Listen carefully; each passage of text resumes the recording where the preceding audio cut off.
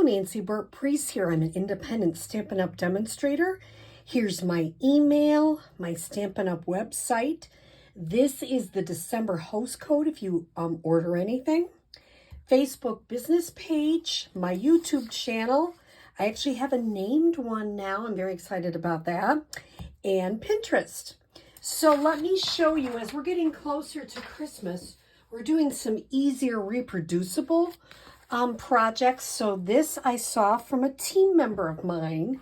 She demonstrated it to her team and she showed a bunch of us online, and I really liked her idea.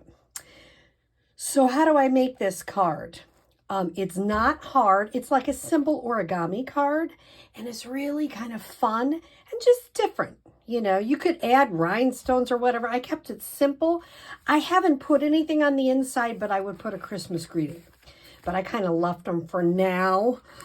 So let me show you how to make this.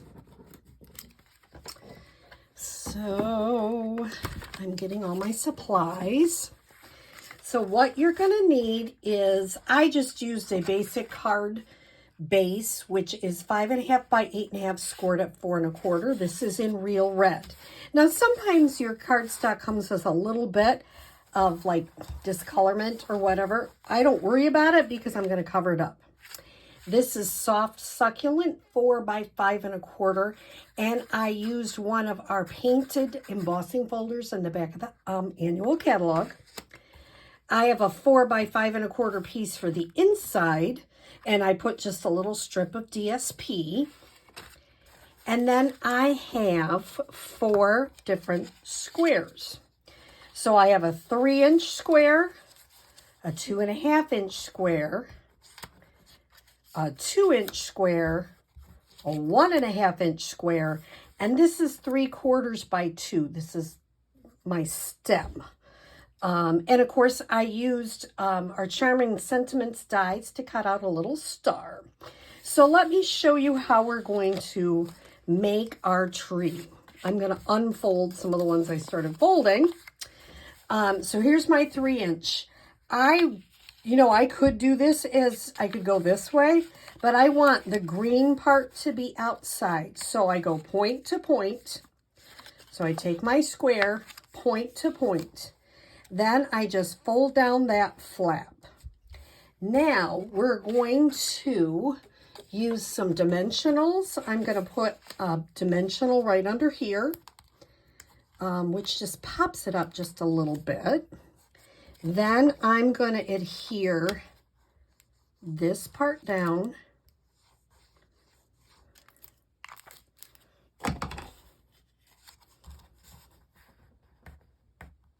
Okay, and that's my first part. And don't put too much glue on it because it'll squeeze out the side, which you can see I just did. It'll also get your fingers gluey. Then I am going to get this ready. But the first thing I'm going to do is put my little stem on. This is from the Boughs of Holly Designer Series paper, which is just a beautiful suite. I really love this suite, and I love all the paper. So I'm just putting this right there. Here's my little stem. I made it bigger than I needed to, but it just kind of gives me a center. And I'm going to give myself a little bit. These float off just a teeny bit off the edge. Then I'm going to do the same thing. I want this to be the inside, so I'm going to do point to point, flap down, use a dimensional underneath. Then I'm going to take some glue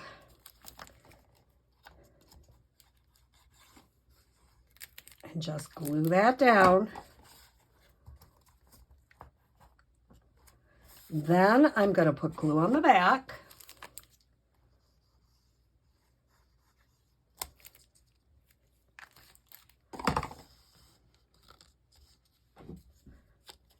Now you can have a bunch of these cut, and I've already made 3 of these like really quickly. And like all different kinds of papers work. This is my 2-inch square. I want this to be the inside, so I'm going to go point to point. And just get that point to point, flap down. And this time I'm going to use a mini dimensional because this is a little bit smaller. So I used regular size dimensionals for the first two. And this one I'm having trouble getting mini dimensional off there. Come on. There we go. I'm going to add a little bit of glue.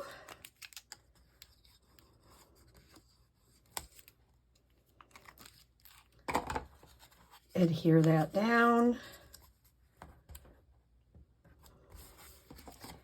Add a little bit more adhesive here.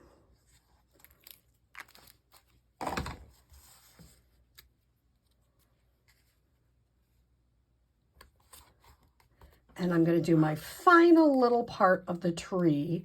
Once again, point to point. So this is not a hard origami. Kids could do it. You know, it's just fun. And I picked paper that kind of is not particularly directional. If you had directional paper, you'd have to be working to make sure the direction was going the right way, of course. I didn't pick just because I wanted it to have some color to it.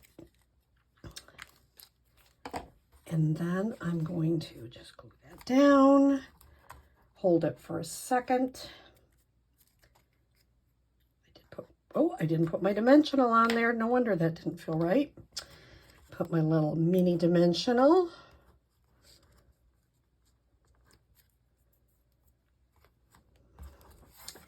Then I'm going to add this to the top. And I've got my little tree. Isn't that simple and easy and fun and different? So I'm going to adhere that to the front of my card. This time I'm just going to use some seal. And my seal is out. So let me show you. If you have seal and you have never replaced it, let me give you a good tip on how to do that. So the replacement, it says Stampin' Seal Replacement Refill. You open up this, and it took me a few times to figure out how to do this because it was like, how do I do that? So it's not the way I think it should be. And you can see my seal container is really well used. See that big thick one goes in the back? So you have two parts.